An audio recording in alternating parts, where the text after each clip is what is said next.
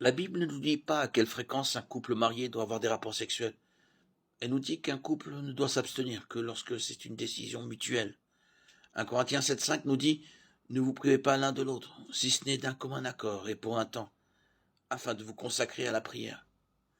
Puis retournez ensemble, de peur que Satan ne vous tente par votre manque de maîtrise de soi. » Ainsi, les rapports sexuels ne doivent pas être refusés ou exigés. Si l'un des conjoints ne veut pas avoir de rapports sexuels, l'autre doit accepter de s'abstenir. Si l'un des conjoints veut avoir des rapports sexuels, l'autre doit accepter. Tout est une question de compromis. Nous devons nous rappeler que notre corps appartient à notre conjoint, comme nous le dit 1 Corinthiens 7,4. Le corps de la femme n'appartient pas à elle seule, mais il appartient aussi à son mari. De même, le corps du mari n'appartient pas à lui seul, mais il appartient aussi à sa femme. De toute évidence, le compromis sexuel dans le mariage doit être raisonnable.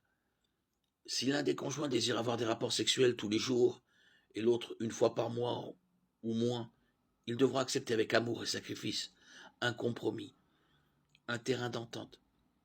Des études montrent que toute tranche d'âge confondue, un couple marié typique a des rapports sexuels 2 fois par semaine. Le consentement mutuel est donc la règle qui régit la fréquence des rapports sexuels entre couples mariés. La règle est que l'abstinence de rapports sexuels doit être convenue, et même lorsqu'elle est convenue, ne doit être que de courte durée.